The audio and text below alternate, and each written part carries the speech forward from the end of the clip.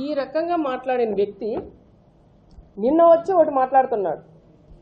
మా నాయకుడు చంద్రబాబు నాయుడు గారిని మీ ప్రభుత్వం ఉన్నప్పుడు అహంకారంతో మా నాయకుడు చంద్రబాబు నాయుడు గారిని ఇష్టానుసారం నోటుకొచ్చినట్లు మాట్లాడినాం. వానా కొడుకు ఈయన కొడుకు మా లోకేష్ బాబు గారు పాదయాత్ర చేస్తుంటే నేను అనుకుంటే ముద్దసీనే ఈరోజు బతికి ఉండింటే నీ కొడుకు పాదయాత్ర చేస్తాడా అని ఆయన నోట్లో వచ్చింది. అతి దారుణంగా పెద్ద చిన్న అనేది లేకోకుండా నోటుకొచ్చినట్లు ఇష్టానుసారం కూడా మాట్లాడాడు. తోపు సోదరుడు అని కూడా చెప్తున్నాం. రెండో ఆయన కానీ ఈరోజు వచ్చి నిన్న ప్రెస్ మీట్ పెట్టి చంద్రబాబు నాయుడు గారు లోకేష్ గారు మరి ఆ రోజు ఒక మాట ఈ రోజు ఒక మాట. ఆ రోజు నీ గవర్నమెంట్ ఉంది, ఈరోజు నీ గవర్నమెంట్ లేదనా? ఎందుకు కేసులు పెడతాను భయమా నీకు? మేము కేసులు పెట్టి నిన్ను తుక్కు కొట్టాలన్నా మా ప్రభుత్వం వస్తేనే ఫస్ట్ నిన్ను తీసి లోపలేసేవాడు మా నాయకుడు చంద్రబాబు నాయుడు గారు. ఏ రోజు మీరు మాట్లాడిన వాళ్ళు కూడా మేము ఓర్పుతోనే మా నాయకుడు చంద్రబాబు నాయుడు గారు మేము చెప్పినా వాళ్ళు ఏదో మాట్లాడింటారు, కుక్కులు మరుగుతూ ఉంటాయి, అటు పోతూ ఉంటాయి, దాని గురించి ఎవరు పట్టించుకోవద్దని చెప్పిన నాయకుడు మా నాయకుడు చంద్రబాబు నాయుడు గారు. మరి ఈ విధంగా మేమే మాట్లాడింటే మీ సైకో సీఎం ఉండింటే మా వాళ్ళని తీసుకొని పోయి ఎంతో మందిని కూడా బలి చేశారు. చాలామంది మన చిన్న వీడియోలు తీసి పెడితే కూడా పిల్లల్ని అరెస్టులు చేసి కేసులు పెట్టి వాళ్ళ సెల్ ఫోన్లు కూడా తీసుకొని మీ స్టేషన్లో పెట్టుకున్న రోజులు కూడా చాలా ఉన్నాయి. ఆ రకంగా కూడా ఇబ్బంది పెట్టారు. కానీ మా నాయకుడు అలాంటి నాయకుడు కాదు. మా నాయకుడు తిట్టినా మమ్మల్ని తిట్టినా సరేలే మామూలుగా ఉంటాయి, రాజకీయంగా ఉంటాయి, మీ పని మీరు చేసుకోనమండి, గ్రామాలు అభివృద్ధి చెయ్యండి అని చెప్పే నాయకుడు మా గౌరవ ముఖ్యమంత్రి చంద్రబాబు నాయుడు గారు, మా యువ నాయకుడు మా లోకేష్ బాబు గారని కూడా ప్రత్యేకంగా కూడా నేను తెలియజేస్తున్నాం. ఆ రోజు ఒక మాట ఈ రోజు ఒక మాట మీరే విన్నారు. ఈ రకంగా మాట్లాడే వాళ్ళ మాటలు నమ్మొద్దండి అని ప్రత్యేకంగా వాళ్ళందరికీ కూడా నేను చెప్తున్నాను. అదే కాకుండా ఇంకో విషయం కూడా మీతో షేర్ చేసుకోవాలా. మన జరిగిన రామగిరిలో ఎంపీపీ ఎలక్షన్ అదే తోపు వాళ్ళకి 8 మంది ఎంపీటీసీలు ఉన్నారు. అంటే 10 మంది ఎంపీటీసీలు నా మండలంలో వాళ్ళకి వచ్చారు కదా, మా నాయకుడు చంద్రబాబు నాయుడు గారు ఎవరు పోటీ చేయొద్దండి అని ఆ మాట మీద మేము నిలబడినాం తప్ప నా 6 మండలాల్లో నేను ఎంపీపీ గెలుచుకునే సత్తా నాకుంది. మా కార్యకర్తలు ఉన్నారు. మా నాయకుడు చెప్పిన మాట ప్రకారం మేము ఇన్ని ఉరుకైనాం. కానీ నా ఎంపీటీసీ అన్న గెలుచుకోవాలనే ఆలోచనతో దాదాపు నా సొంత పంచాయతీ అయింది 1400 మెజార్టీతో మా ఎంపీటీసీ గెలిచాం. అది మహిళకు అయ్యింది. మరి 9 మంది ఎంపీటీసీలు అంటే ఒకరు చనిపోయారు. అది ఎంపీపీ ఎలక్షన్కి వచ్చింది. వచ్చిన తర్వాత అది 8 మంది ఎంపీటీసీలు వాళ్ళ దగ్గర ఉన్నారు. నీకెందుకయ్యా భయం? అంటే నీ ఎంపీటీసీల మీద నీకు నమ్మకం లేదా? వాళ్ళని తీసుకొని క్యాంపు రాజకీయాలు ఎందుకు చేసావు? ఒక ఎంపీటీసీకి 3 లక్షలు డబ్బులు ఇచ్చి క్యాంపు రాజకీయం ఎందుకు చేస్తున్నావు? మరి నువ్వు గెలిపించి నీ పార్టీ వాళ్ళు అయితే మరి నీ వెనుక ఎందుకుండరు? దీన్ని కూడా రాజకీయం చేయాలన్న ఆలోచనతో 3 వ్యక్తుల్ని వాళ్ళ సోదరులేమో ఇద్దరు కూడా హైదరాబాద్లో ఉండడం, బీసీ సామాజిక సంబంధించిన వ్యక్తుల్ని 3 పంపించి వాళ్ళ బంధువులను కూడా పంపించుకోకుండా ఆ 3 పంపించి గొడవ పెట్టాలన్న ఆలోచనతో వెనకాల కొడవెన్లు పెట్టి వాళ్ళకు కూడా తెలుసో లేదో కొడవెన్లు పెట్టి అక్కడ కూడా పంపించారు. గొడవ చేస్తారు, గొడవ అయితే మళ్ళీ దీన్ని రాజకీయంగా బీసీలను కొట్టారని వాడుకోవాలన్న ఆలోచనతోనే ఆయన పంపించినారు. అది అయిన తర్వాత మళ్ళీ మరుసటి రోజు వచ్చి నువ్వు ఎంపీపీని ఎందుకు చేసుకోలేకపోయినావు? నువ్వు టైం అయిపోయిన తర్వాత 11:10 నిమిషాలకి బాగేపల్లి టోల్గేట్తో వెట్లిస్తావయ్యా నువ్వు 1 అవర్లోనే నువ్వు రామగిరికి రాగలవా? నువ్వు టైం తప్పించాలనే ఆలోచనతో ఆ టైంకి పంపించావు. ఆ రోజు ఎలక్షన్ పోస్ట్పోన్ అయింది. మళ్ళీ మరుసటి రోజన్నా నువ్వు తెచ్చావంటే ఎక్కడ సముద్రం దాకా తీసుకుపోయినాడంట. మరి నీకు అంత నమ్మకం లేదు నీ వాళ్ళ మీద నమ్మకం లేక ఇది పోస్ట్పోన్ చేసి సునీతమ్మ ఈ విధంగా చేసింది కాబట్టి పోస్ట్పోన్ చేయించు. అయ్యా జగన్ రెడ్డి నువ్వన్నా తెలుసుకో, మిగతా మండలాలంతా ఎంపీపీలు అయ్యారు. మన రామగిరి మండలంలో చేతగానే దద్దమ్మ ఒక ప్రకాష్ రెడ్డి ఉన్నాడు కాబట్టి ఎంపీపీని చేసుకోలేకపోయాడు. చేసుకునే శక్తి లేక ఈరోజు మా మీద పడి ఏడ్చడం అది కరెక్ట్ కాదు అని చెప్తున్నాం. నువ్వు ఎప్పుడైతే ఏటుకోడవెన్లు పెట్టి జనాల్లో రెచ్చగొట్టావో అది చూసి యూత్ కూడా మండలాల్లో కానీ గ్రామాల్లో రెచ్చిపోయారు. దీంతో పాటు మళ్ళీ మరుసటి రోజే ఉగాది పండుగ. ఆ పండగ రోజు చిన్న ఘటన జరిగింది, అది జరగకూడదు. చాలా బాధాకరం నాకు కూడా, ఎందుకంటే నా మండలం ఎప్పుడు కూడా ఫ్యాక్షన్కి సంబంధించిన ఎక్కడ మర్డర్లు కానీ గొడవలు కక్షలు ఎక్కడ కూడా లేవు. మా మామయ్య ఉన్నప్పటి నుండి చూస్తే కూడా. కానీ ఆ మర్డర్ అది ఆయన చనిపోవడం లింగమయ్య నా కుటుంబానికి కూడా మా వాళ్ళందరికీ కూడా మాకు బాధాకరం. ఆ కుటుంబానికి ఎప్పుడైనా ఆదుకుండే కుటుంబం కూడా పరిటాల కుటుంబం. ఆ కుటుంబాన్ని కూడా పరామర్శించేకి నేను వెళ్తే అది వాళ్ళకి కొంచెం బాధగా ఉంటుందన్న ఆలోచనతో మా ఎంపీ గారిని మా మంత్రి గారిని ఇద్దరిని కూడా పంపించి వాళ్ళ పరామర్శించి వాళ్ళకి ఏదైనా కూడా మనం ఆర్థికంగా సహాయం చేద్దాం, రాజకీయాలు పక్కన పెడదాం, వాళ్ళ కుటుంబం కాపాడదామని చెప్పిన వ్యక్తి నేను అని కూడా నేను చెప్తాం. మరి వాళ్ళు చనిపోయి ఆ విధంగా ఉంటే కనీసం ఈ రోజు కన్నా ఒక్కరు వెళ్ళి ఆ కుటుంబం మాట్లాడిచ్చారా? ఆ తోపులు ఎవరన్నా ఉన్నారా? తోపు వచ్చినాడో దండేసినారు వెళ్ళిపోయాడు, ఆయన ఎక్కడ పోయినాడో మాయమైనాడో తెలియట్లేదు. అంగో కృష్ణుడు వచ్చి ఇటు చేస్తున్నాడు. మరి ఆ కుటుంబాలను పరామర్శించవచ్చు కదా. ఇంతవరకు ఆ కుటుంబాలను పరామర్శించిన పాపాన పోలేదు. ఆటికొచ్చే ధైర్యము చేత కాక మీ ఆయపని పిలిపిస్తున్నా వీటికి, ఏదో ఈడ వెలగబెట్టవయ్యా ఇదంతా చేయండి అని. ఒకటే చెప్తున్నాను జగన్మోహన్ రెడ్డికి, ఎక్స్ సీఎం గారికి, మా నాయకుడు చంద్రబాబు నాయుడు గారు మాకు ఒకటే చెప్తా అంటాడు.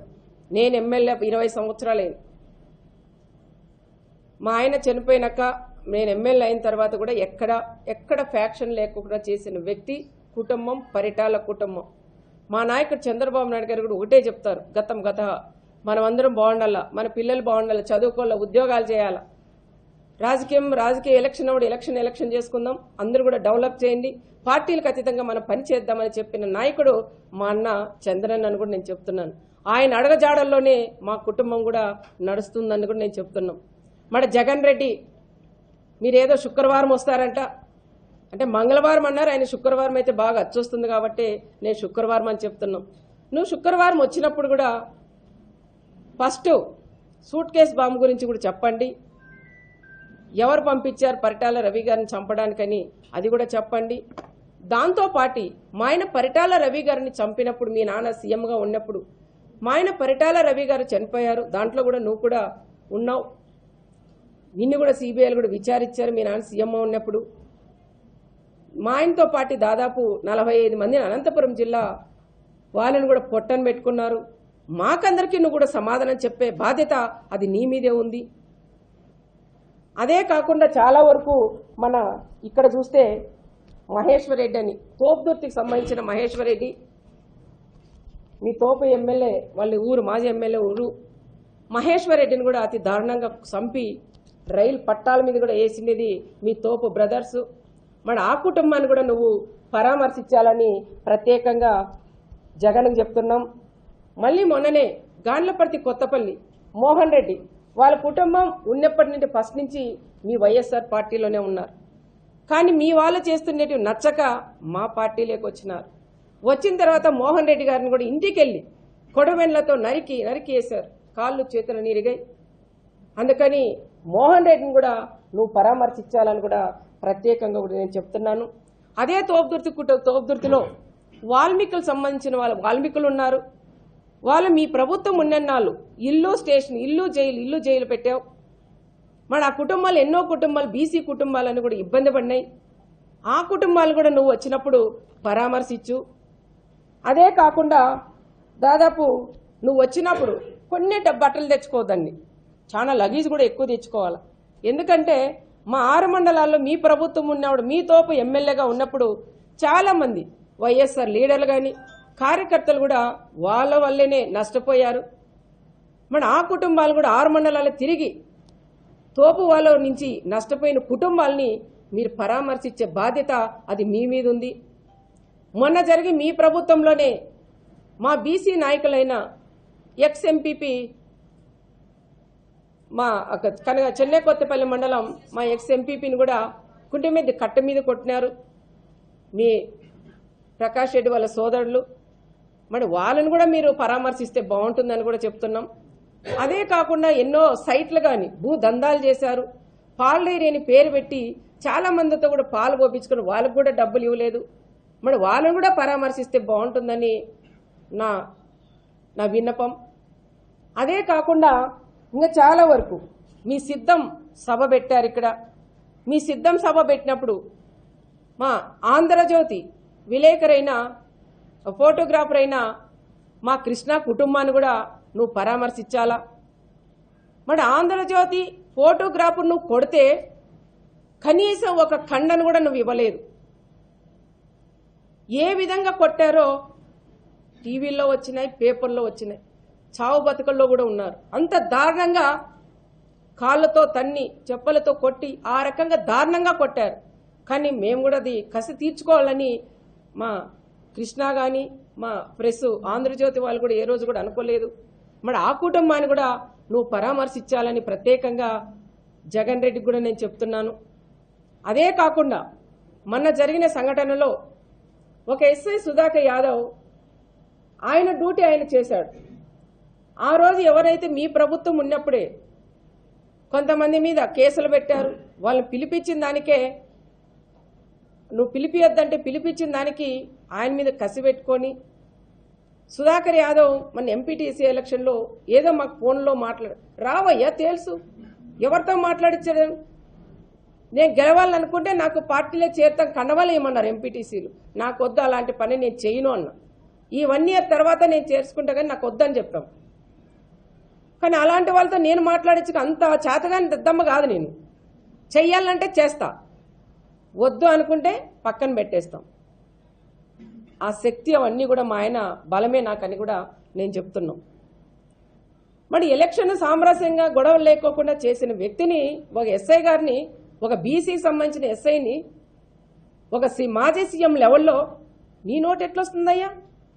ఈ ప్రకాష్ రెడ్డి వాళ్ళు ఏంది రాసిస్తే అది నువ్వు మాట్లాడేస్తావా?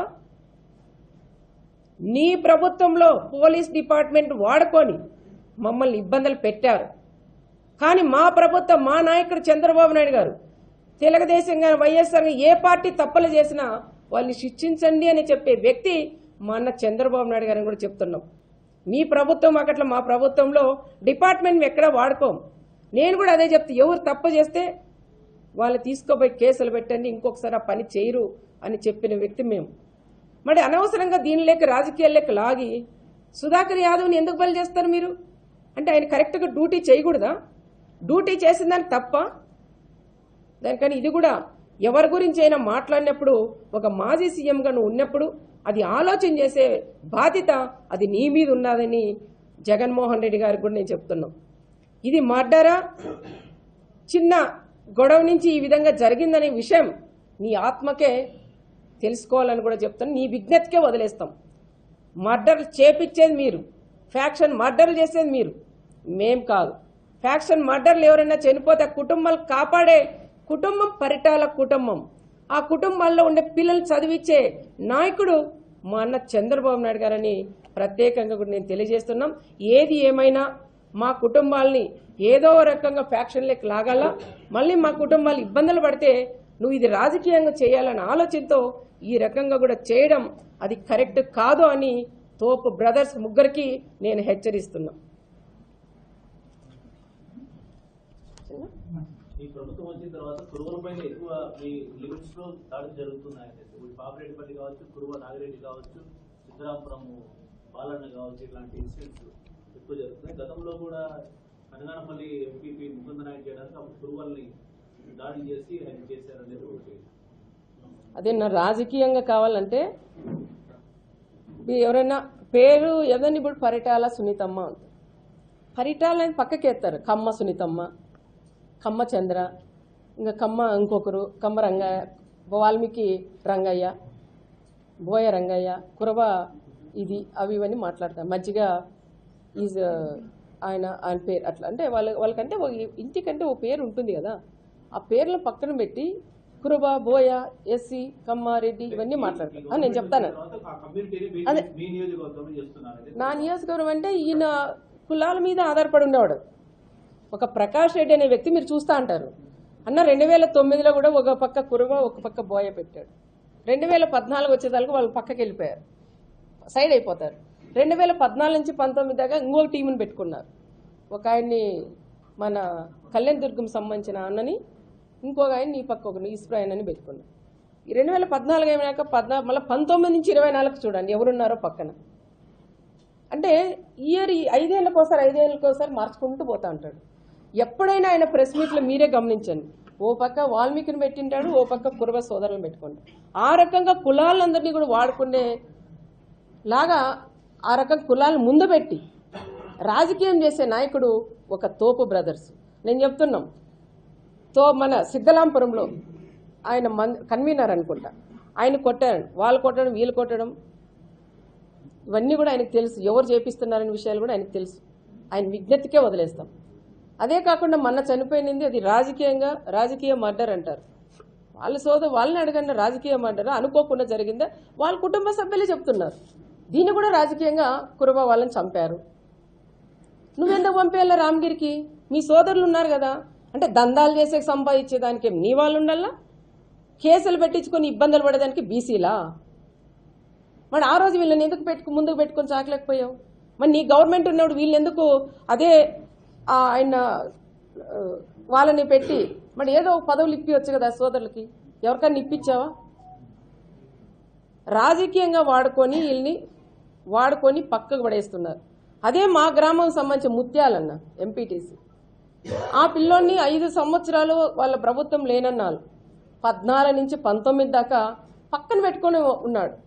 సునీతమ్మ చంపుతుందేమో ఈయనకుండల్లా, పోలీసు ఎస్కార్ట్ ఇవ్వండి, గన్మ్యాన్లు ఇవ్వండి అని ముత్యాలని వీళ్ళని పెట్టుకున్నాం.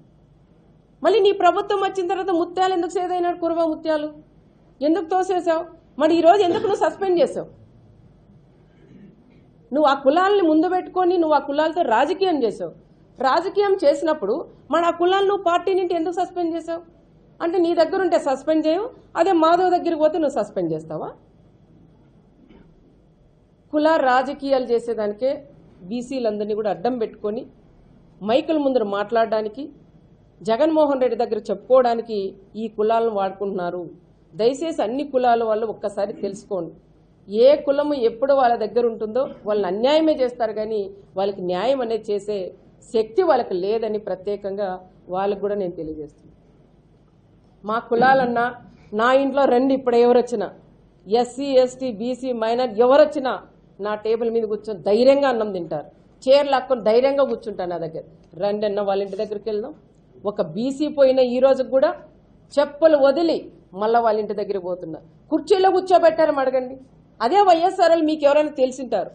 సునీతమ్మ ఇంటి దగ్గర పోతే ఏ విధంగా గౌరవం ఉంటుంది, అదే ప్రకాష్ రెడ్డి ఇంటి దగ్గర పోతే మీకు ఏ రకంగా ఉంటుందని ఒక్కసారి మీరు కూడా అడిగి తెలుసుకోవాలని ప్రత్యేకంగా ఇక్కడుండే సోదరులందరికీ కూడా చెప్తున్నాం.